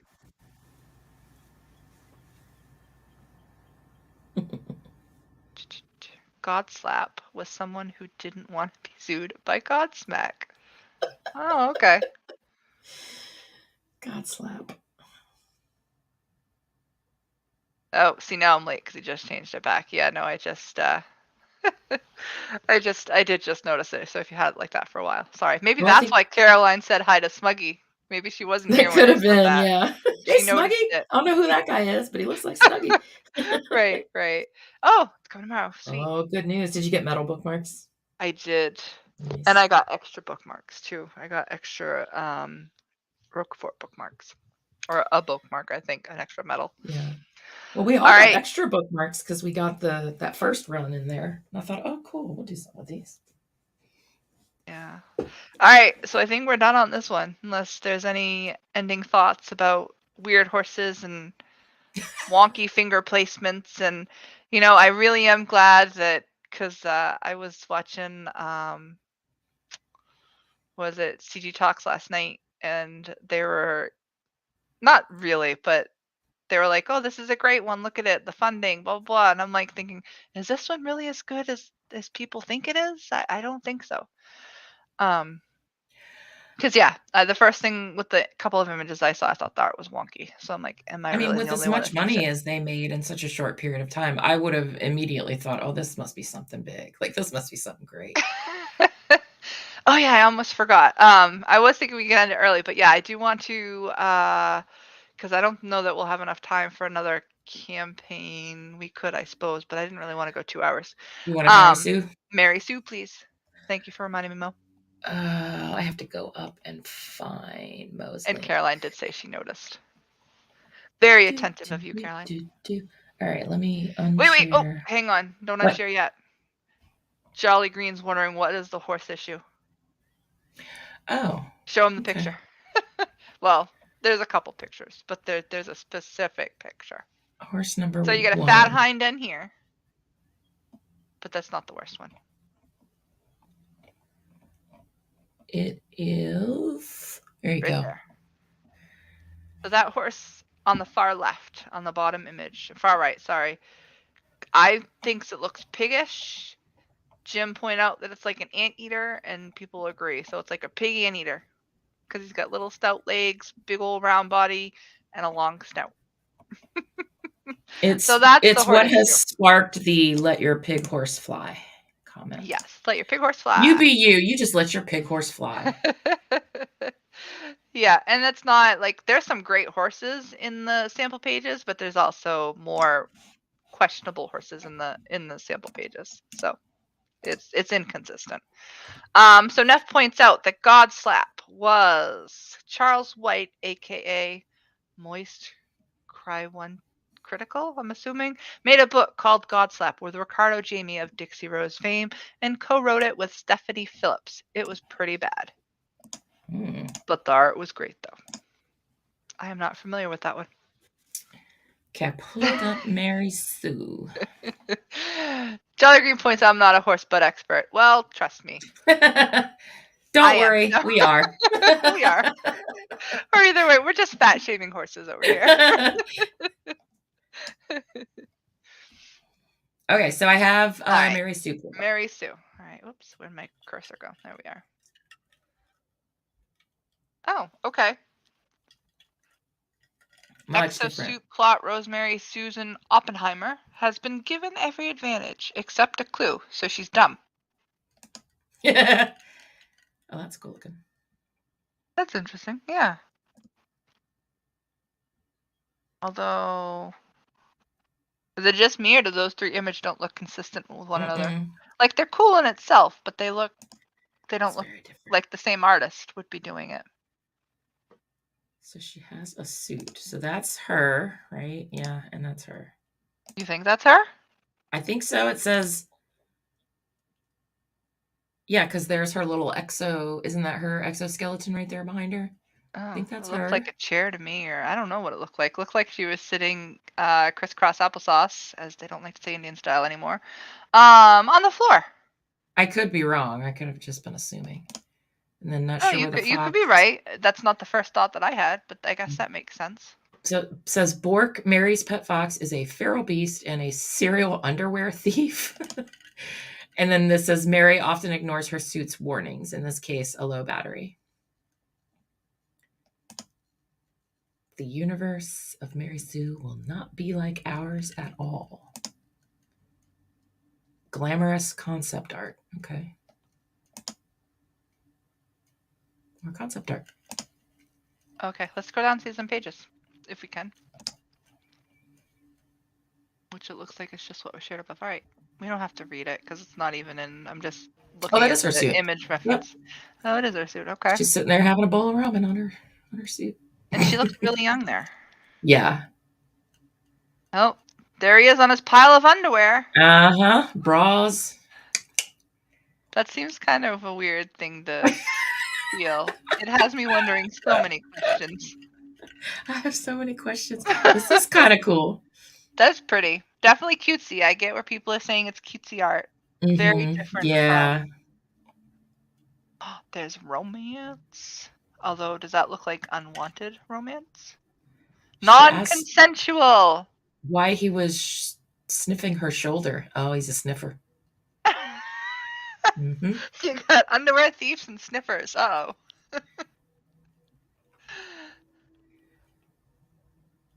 What is that? Someone falling over backwards? Pirates have infiltrated the ship.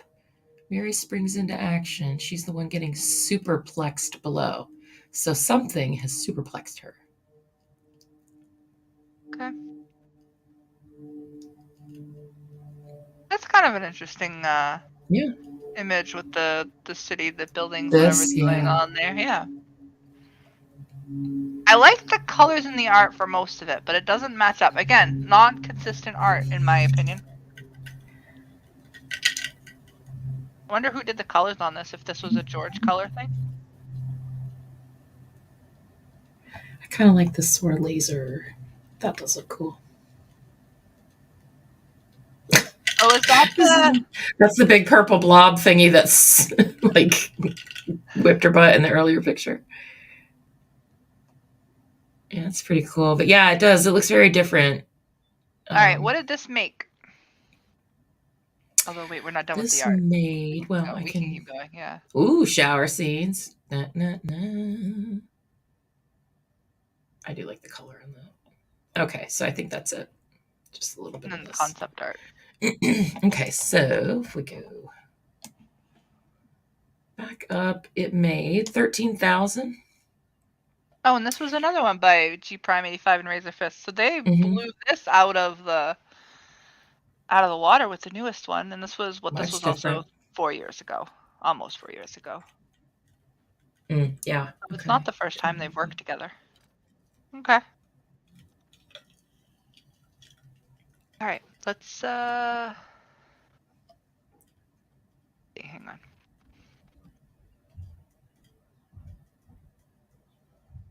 This is for stinky girls.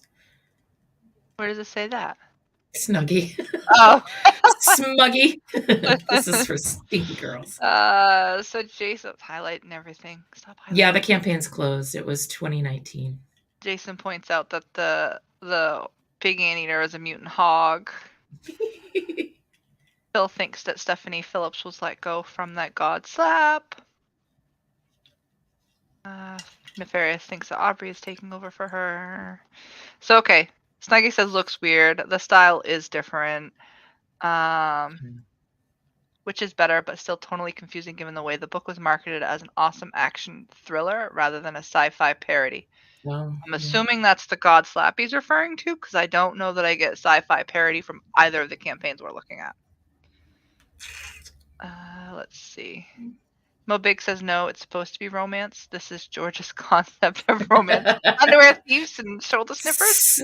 Shoulder sniffers and bra thieves. That's true romance. All right, receptionist. How do you write women so well?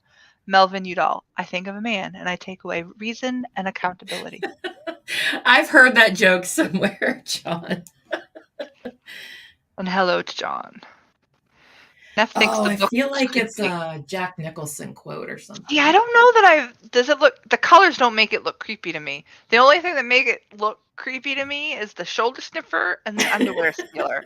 That just seems weird and random. The fox with a knife in its mouth laying on a pile of bras makes me a little uneasy. Don't touch them or I'll cut you. I don't get this, but I know Shanthan Jetty has something to do with it. Something to do with this, he did?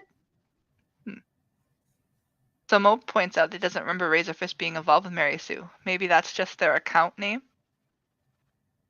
Why would he have his name on it if it was just an account name? So for real, their 15K stretch goal on Mary Sue was to hire an editor. Keep in mind, this was back in 2019, Neff, but yes, very funny. I'm serious. Read the page. Hire an editor and take a road trip. Wait, what? Go look down and see what the stretch goals are. Now Neff has me curious. Do they really have take a road trip as a stretch goal? Pay for my gas. Yes. Guest start. Road trip hiring editor.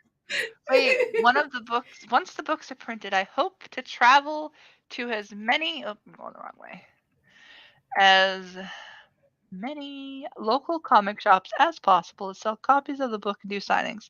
With a few extra bucks in my pocket, I'll be able to travel even further. Costs would cover things like gas, maintenance, hotel, shipping, and so on. I would also like to hire a professional editor who I've worked with in the past, so that future episodes will be even better. I'm assuming this is the one and done. There's no future yet. I will personally animate a short trailer in 90s anime style, complete with music and voice acting. So if you get an extra $15,000, I'll do more work and pay myself. For a trailer. Although probably the voice actors on Fiverr or something. That is kind of fun. I've never seen a road trip stretch goal. Me either. But this is also 2019, so times were different then. Maintenance. What kind of maintenance are you looking at? Maintenance costs like there's a maintenance thing? You gotta like get your oil change. Is that more like before the trip? Get the yeah, maybe that's what it is. Switch out the. He's like, what's maintenance? Okay. Stop at Dollywood, a moonshine tasting or two, and then I'll be on my way. Nefarious says, Snuggie, I need you on commas. And Mo points out, yes, it's from As Good as It Gets. Aha! Good as It Gets, good movie. That was the taking away all reason. Take a man. Maybe George changes account name to include Razorfist, since he's running Razorfist campaigns now, is what I'm saying. That's what I was actually scrolling for, was to see if he was mentioned anywhere, if they mentioned like the team. But I don't think it did. No, I don't think so. The Detective Dead campaign had a lot of maintenance costs.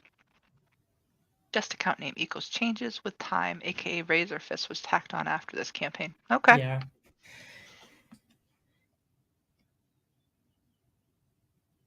Appropriate for ages 13 and up. Snuggie points out I should have done that for delivery. I could have been the Johnny Appleseed of bookmarks. Spreading them everywhere.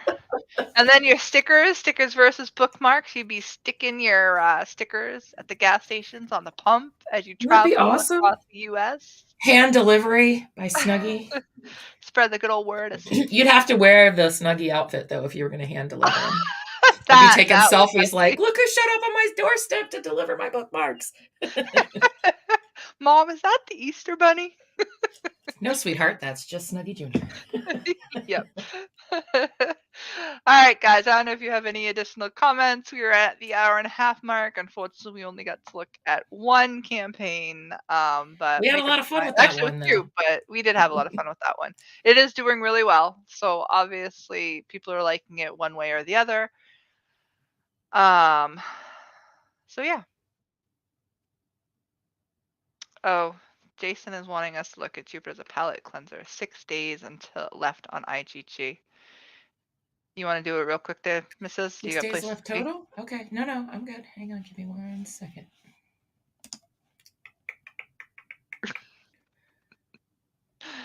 Jason is fully on board with Amanda's dumbing down strategy, convincing ladies to go to Jupiter to get more stupider. I hope we don't get more stupider looking at Jupiter. I hope not too. Although I don't see it on the CG tracker. Oh, is it not? Maybe not. If you search it in Indiegogo, I don't think it's shadow banned. Okay. And Mo Biggs just put it in the chat if you have access to that. Thank you, Mo. Perfect. All right. We were going to end John, but just kidding.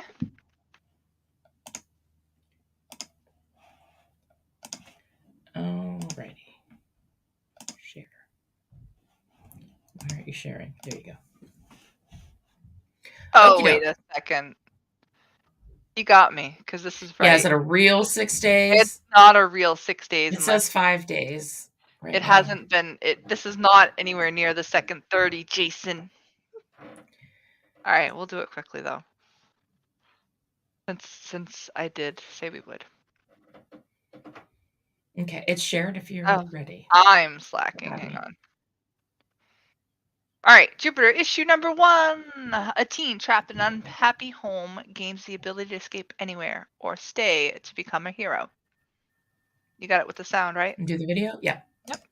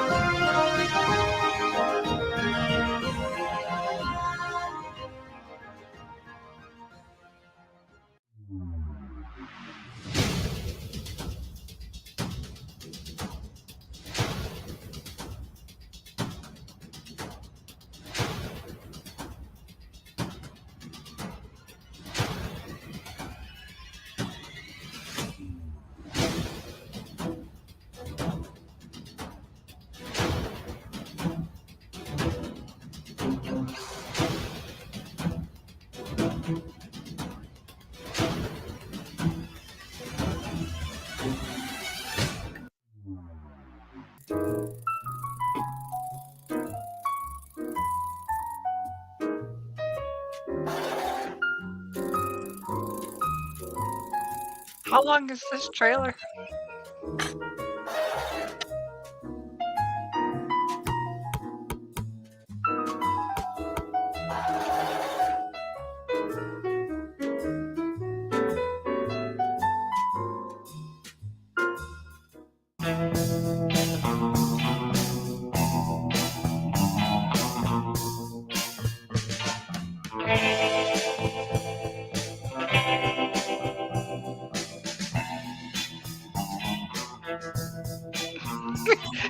This is the trailer that doesn't end. It just keeps zooming in on the hourglass.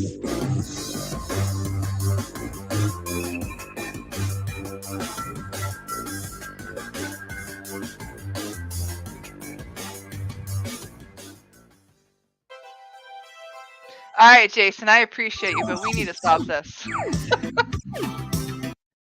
How long is this trailer? 3 minutes and 18 seconds. Maybe it's just me, although I don't think it is, because I do see some others that have that seem to have the same sentiment as me. But it seems like it's several trailers stitched together one after another. Did it feel that way to you? Am I muted? Can you all hear me? No, I'm muted. Oh, you're muted. Okay, I'm like, I don't hear anything. Mrs., are you talking? No, I that's gotta okay. do it at least once.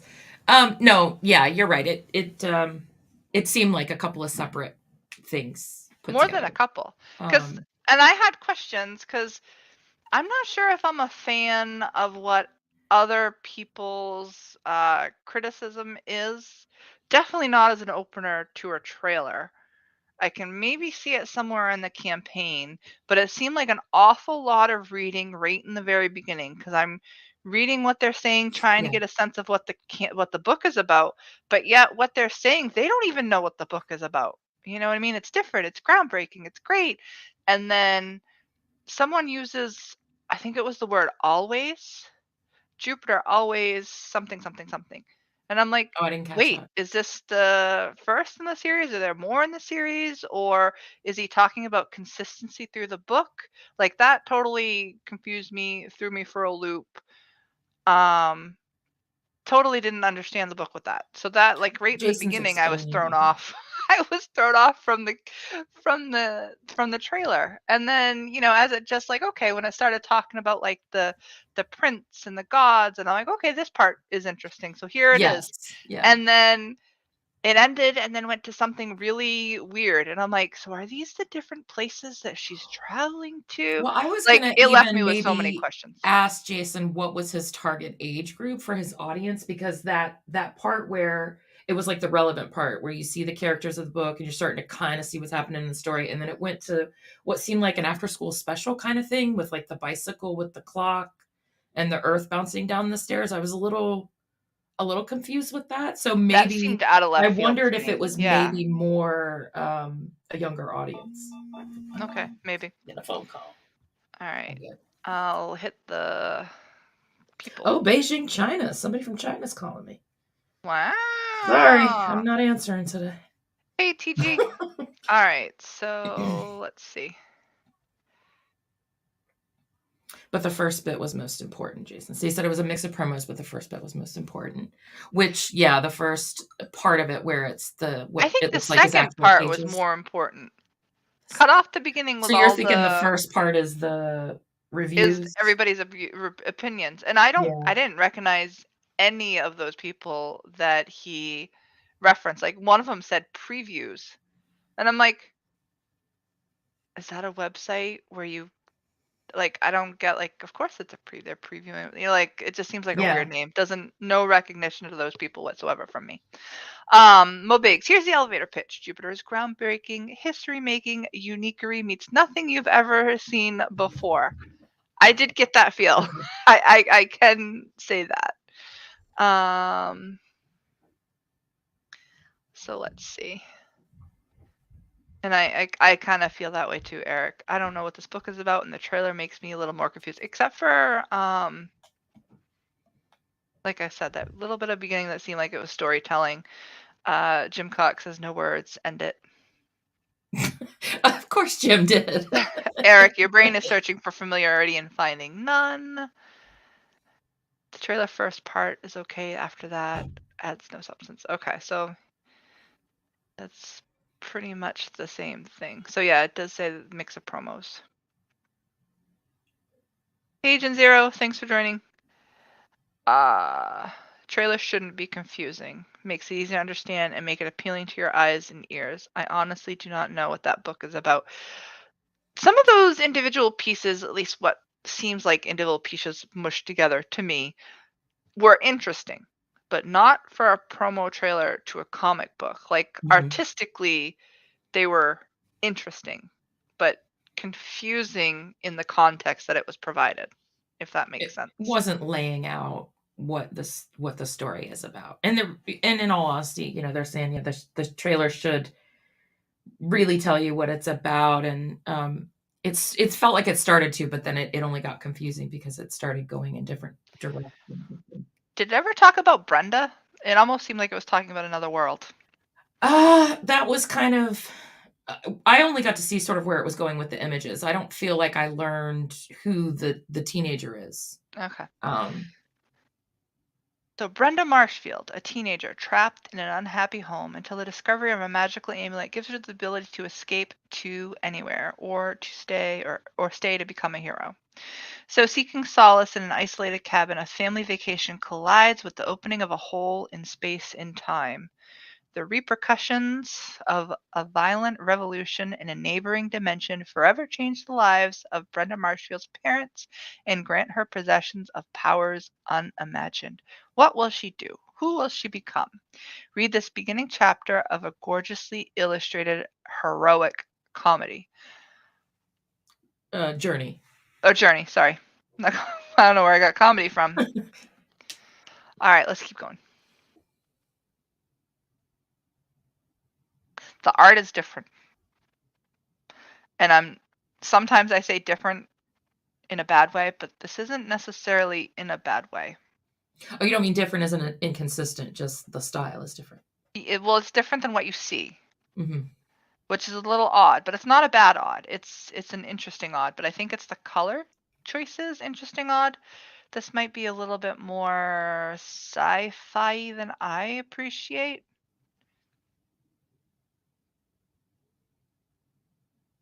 All right, we can scroll down. Hey, look, there's not as much space around those word bubbles. I know. Jupiter comes from a place that men have sought but rarely find. That echo domain that resides at the intersection of Epiphany and Eureka. I don't know about you, chat, but that doesn't sound like 5th grade level there. You cause more damage than the criminals you're chasing. You even fight other heroes like the Knight of Jalopia.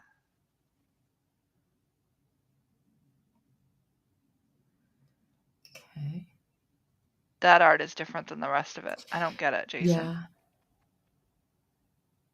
Beset the hammer blows of entropy. The fates brought the age of corporate comic books a close. Suddenly, in a defiant reply, a skybolt delivered Jupiter to a bewildered world. I'm wondering if Jupiter is that amulet.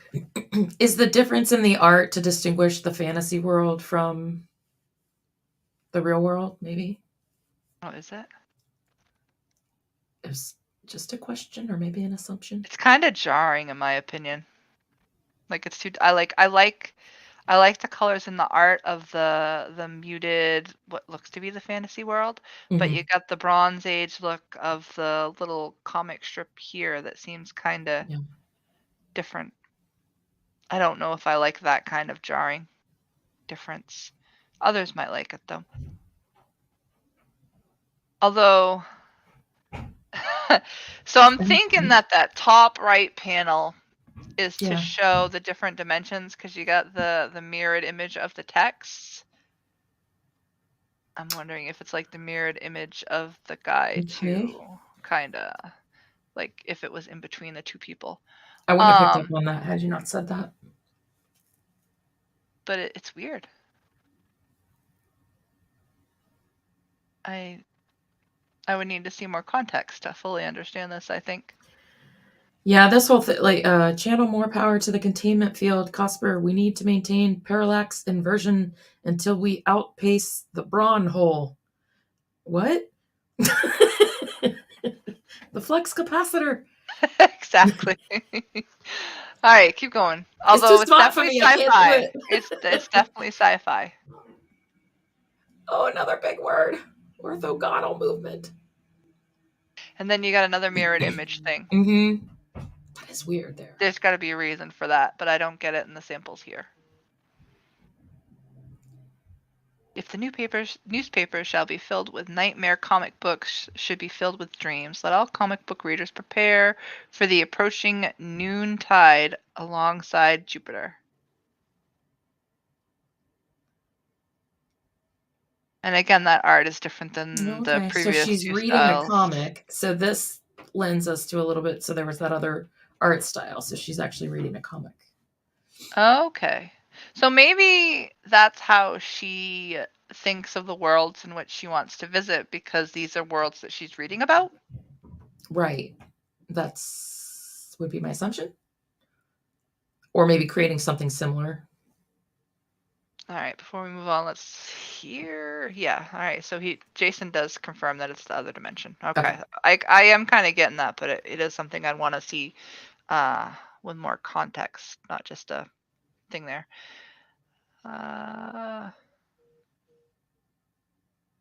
Did we do Chrome Dog? I don't remember. I think I'm trying to think of when I looked at it. Was it while it was on somebody's show, or was it here? Oh gosh, I feel like no, we did do Chrome Dog, didn't we? Maybe 2 shows ago. Yeah, I think we did, Justin. I think we did. Although 2 shows ago would have been like 2 months ago, because it has been a while. But I feel like it was at the beginning of the year, because there weren't too many that were out yet, and I feel like Chrome Dog was one of those first. Yeah. In Creator Go. So Guapo is not enjoying the main character being a teenager. I kind of like that though. But then again, I am a girl, and I suppose that's more of a girl thing than a guy thing. Like, who really wants to be the teenage girl? And I know one of the things that they've said with like girls in comics, where girls want their writing or their comics to become them. Oh yeah, the old EVS, yeah. Yeah, like they if like you pick up, a boy picks up a G.I. Joe, he becomes G.I. Joe. If a girl picks up Barbie, it's the Barbie becomes her. Right. But I've always looked at things like, like Lara Croft. I'm like, I want to be Lara Croft. You know what I mean? Like, I don't ever think I need to change that character to be me. It's like I become them. I kind of disagreed with that a little bit, because I grew up pretending I was Wonder Woman like half my childhood. And I don't think I ever remember. Yeah, like I remember being Wonder Woman. Like I wanted to be her. I didn't want her to be me. So I didn't quite understand that. But I did sort of get the whole, like how he was talking about the marketing thing. Like Barbie doesn't have a real identity. That way you can adapt her identity to the girl. So Jim is saying that don't listen to him. He thinks trailers are a waste of time in general for selling comic books. That is true. That's not the first time he said that. This is the art used by American Red Cross CPR/BLS class. You even fight other heroes like the Knight of Galopia. He grunted mid-roundhouse punch. Let's see. That means you're a guy, Amanda. That's 42-year-old male. I'm in the right place. I do have girly aspects from time to time, but I do think I get along better with guys more than I do girls. You can let your girliness out once in a while. You let your pig horse fly. I'll let my pig horse fly. Exactly. You go from Jack Kirby to Cyanide and Happiness. You think she can hide her Bancroft tear forehead behind a headband? Looks like the colors are still in the flattening stage. I don't know. I'm not sure which image you're referring to, Guapo, but if it's what I think it is, I liked it. Although this seems kinda the background doesn't jive with the image of the girl itself, but that's probably a dimensional difference, like intentional. Yeah. Knowing that he's done that with some other things. Jupiter would be indie and unique. Yeah, see here we have more like newsprint looking art. I don't get it. But is this what she's reading? Are these the comics? That's what I'm wondering. That's what I'm guessing.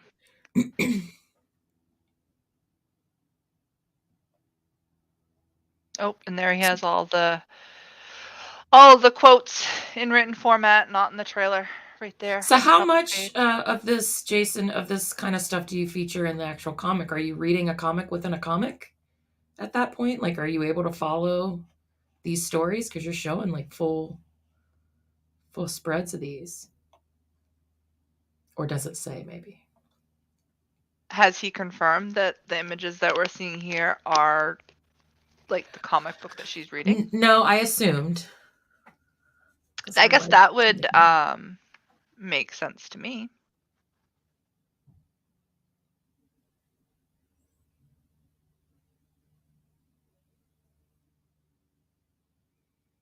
The band, whoops, got a timeout. Guapo too. The band looks like it's a part of their skin.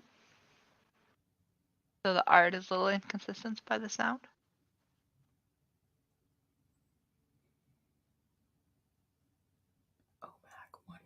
I was gonna read this as gay.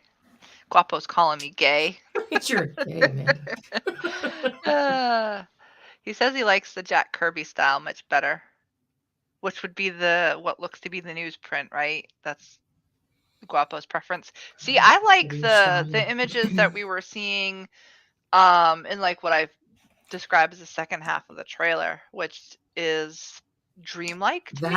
That I like that art. I like those colors, even though they're pretty primary in some sense. You know what I mean? Like not quite $4.99 colors, but you're using your red, your blue, your yellow, you know, in just different shades of it. But I do like that art style. And then that looks like the comic book that she's reading, and then this again looks like her real life, her everyday life. All right, so Jason points out there's about 6 pages of 40 that are the Kirby style. So it is a comic within the comic. Okay. Okay. Makes more sense. All right, we are getting that. So, this was in the trailer, Placebo Addiction. What is it though? I don't know. Just kind of there for fun? Just a cute short that they're giving props to here? Perhaps. I don't know. It is uncategorizable. Early bird peak non-prize. The first 100 backers will receive a genuine non-prize. So it's not something physical? I have no idea. Jason, I'm left with more questions than answers when I'm reading this. That's not a good thing. Add-on postcard portfolio. Okay. He's got YouTube videos for him. Whoops, there I go, messing everything up. So he's putting a lot of, I don't know if I like it or I don't like it. He's going into some detail as to exactly what things are and what tier.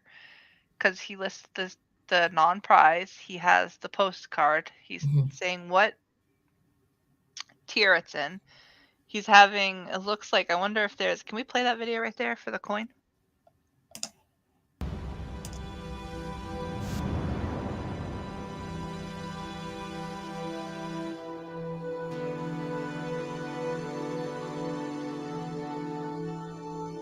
Is this like a proof of life video? There will really be a challenge coin. Just letting you know, it's not just an idea. Oh, wait a second. We're going into the trailer. We're going into the trailer again? Should I stop? How long is it? Does he play his whole trailer on that video? Yeah, it's everything else. Oh dear. So we've already, it was that with the rest of it behind it, I think. Okay. I suppose that's one way to market your things with the YouTube videos, but it's too much on the campaign page, in my opinion. Because we can watch your video So in little 8 shorts places. cool, yeah. Maybe not. I'm just exaggerating. 24-point PVC. Captain Clean Bottle. Clean Bottle. Fan club member. Membership card. Okay. And that's it. That's where we stop. All right. What are we looking at for prices?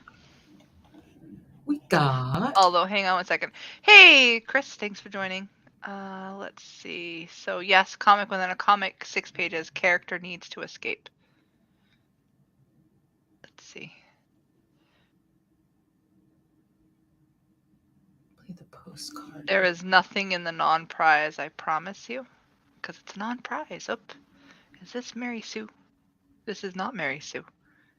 Although maybe, little girl, young girl, needs to escape. Oh, he wants us to play the postcard video. Do you want me to? Maybe the first 10 seconds of it. How long is it? 45 seconds. There we go.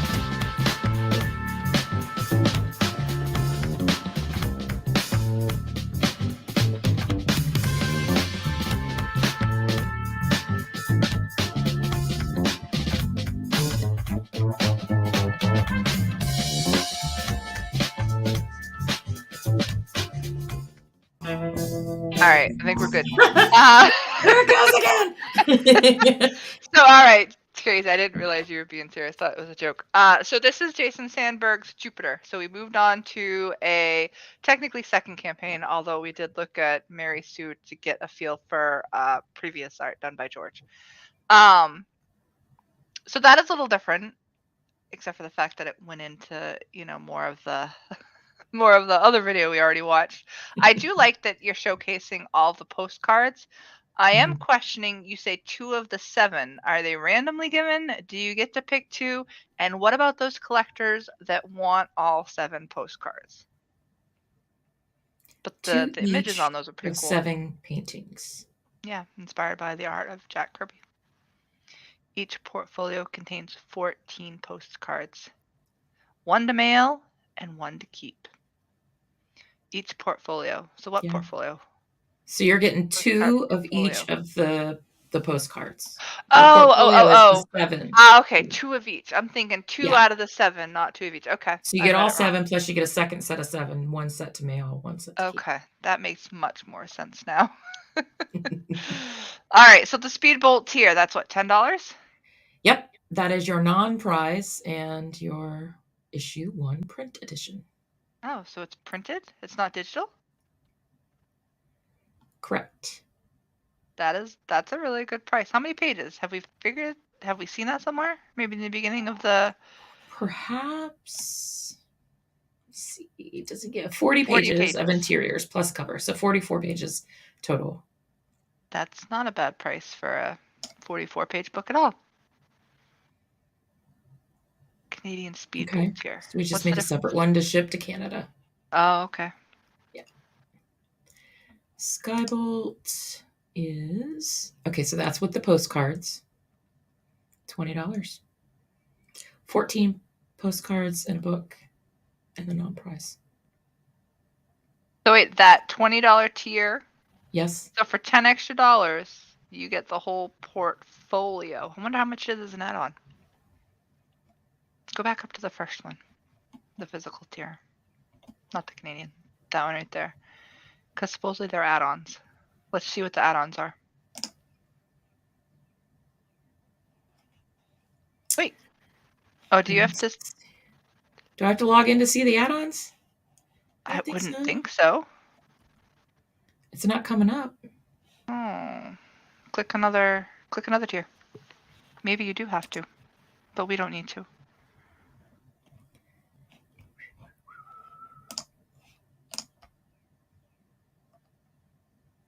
Nope. I'm not getting it. Maybe they're not official add-ons, or do we have to sign in? I don't know. Maybe somebody can confirm that without worrying about it. I swear the add-ons come up before you go to payment. I could have thought for sure. But we're checking shipping anyway. We got US for 10. Got 25 to Australia. Canada is 22. Even though you already have a Canada tier? Mm-hmm. UK is 25. Wasn't Australia 25 too? UK and Australia. I wonder how many. Actually, go to the Canadian tier. See what they're doing specific for Canada. Okay. But I wonder how many international backers they're getting when the shipping costs more than the book. And I understand that you can't avoid it, but as a backer, that wouldn't be what I'm backing. Shipping is free? Really? Yeah. Are you from Canada, Jason? Says US here. Twin Cities Metro, yeah. Well, then No why add-ons, it's all tiers. I did see that, which is misleading in my mind, Jason, because I'm thinking add-ons, you're actually clicking on it as you check out to do an add-on. Yeah, that's what I thought we read it as an add-on. Or did we just assume we read it as an add-on? No, it says add-ons. Like in the YouTube. Oh, okay. Well, there's a stretch goal, but the backers can add the challenge coin available in the tier. Okay, I get it. I think it's the backers can add made us immediately add on challenge coin. Okay, he put it. I see how he did it, but it seems a little misleading to me. Add it on technically. Mo points. Are you Canadian? You even have to ask after seeing the trailers. So yeah, and he points out he's sticking on that non-prize. Makes me wonder what that non-prize is. A 40 non-prize pages for $10 and a non-prize. Yeah, that is. But that is kind of weird that shipping to US is not available, but $10 free shipping to Canada, right? Is that what? Mm-hmm. Well, $22 was Canada when we put it in the US tier. Right, but the Speedster Canadian. Right, that is zero. There was no shipping for the $10. Correct. But yet when you do it before, it was $25. Yes, so if you accidentally go up here, if you're Canadian, you're messing yourself up. That seems because you're gonna get charged $22. Par for the course, shipping. Though, I guess. Can you make certain countries unavailable in your tiers? You can, can't you? Because you can do select. Just US only. Yep. So I wonder if you could pull Canada out of that. Maybe that's something you should do so nobody comes back and goes, what the? Let's see. So Astro Zombie says he's a day one backer of Jupiter. He's looking forward to check it out. It's definitely different. Like I can see where it appeals to people. And I just want to see if I did all the okay. So the Jovian tier has the print, the non-prize, the postcard portfolio, and the medallion or the coin. And then you've got charity tier. You get 4 copies for $32. Retailer tier, 8 copies for $40. That's 50% off. Pretty cheap. Yeah. Oh, and it keeps going. Australia. So he's got a separate tier for Australia, Canada. Or you can double up on the Jovian tier. Oh, and an homage commission. He's already sold 4 out of 20 of those for $100. So Jason, you are the artist?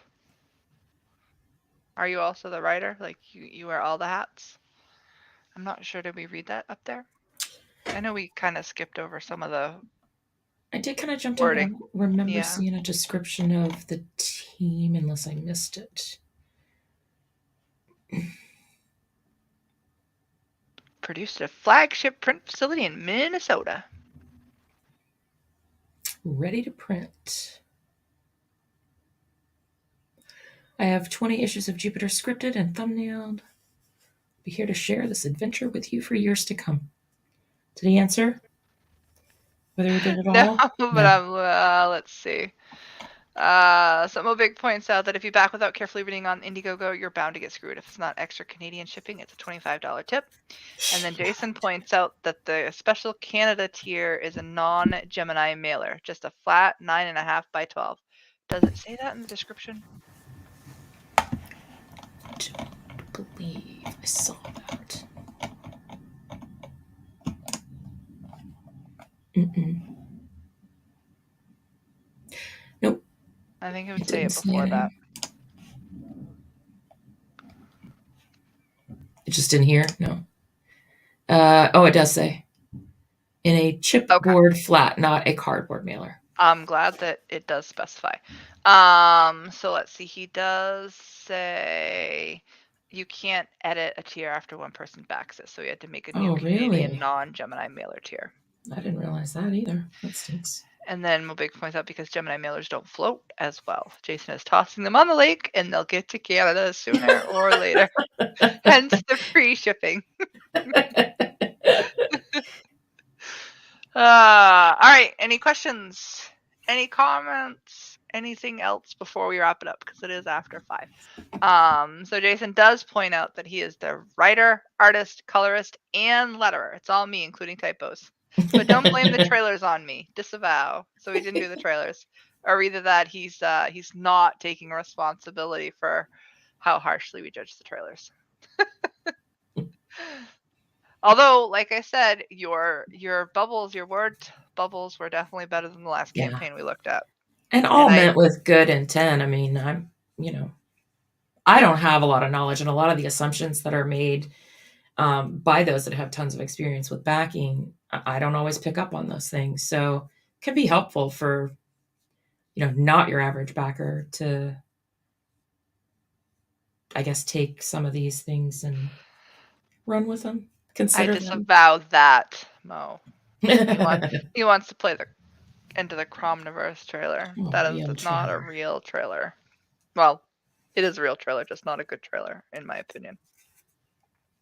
All killer, no filler. Hey, JP, thanks for joining. We're getting ready to wrap this thing up. Jason went live, so if you guys are in the mood to watch some more YouTube, Jason has, I believe I saw it flash up, that Pedro Ang with Tropical Magics. They're over there. Thanks for tuning in. Thanks for joining. We will see you not next week. I am going to my dad's next weekend, so I will not be streaming next weekend. But I hope to become more regular the weekend after that. I will drink my Metal Musil. I was just going to make a Miralax comment. I was channeling my inner George with that. I don't understand Crom beef. My beef? Your Crom beef? No, crazy mad. Have you checked out the Enter the Cromniverse campaign? It has issues. And then it's just what do you want to call it? Emphasized by the fact that it's become a weekly thing that Mo wants to keep revisiting it. So it's like, no, we're not watching it. We're not watching. Oh God, guys. No, all right. You know how some bands get tired of playing their biggest hits and refuse to play it? That's Amanda with Crom. Yeah, we did. Actually, was Enter the Cromniverse. It was me and Jim. That might have been one of the first ones. Early days, yeah. That was a long time ago. It never funded. The Enter Cromniverse never funded, so there won't be an actual review of the comic. But it was an anthology. Had a lot of merch associated for the first time being a campaign, which just seemed really odd to me. I guess that was my biggest take from it, and it seemed like it was rushed together for the campaign page because there was a lot of some of the information about the stories, but you don't have all the information about the stories. So it wasn't very consistent as a page. But anyways, have a good evening, guys. Enjoy the rest of your Sundays. We'll see you in chats. Although, Mrs., what do you got going on this week? Oh, I am swamped with work this week. So I'm going to be popping up. Yeah, nothing planned. I'll be popping in the chats probably rarely, but yeah, we'll get through it. And then we have our ladies show on Cinco de Mayo, so that should be a fun one. Oh yeah, that's We're going to talk about what makes yeah. a woman marriage material. Put a It was ring all on it. Amanda's idea, so blame her. I just find these articles that sound interesting to talk about. You talk about. Yeah, so the chat's on Saturday, Cinco de Mayo we have Uncorked, and as I said, not here next week. But see you all later. Have a good night and bye. Adios. 2-button push.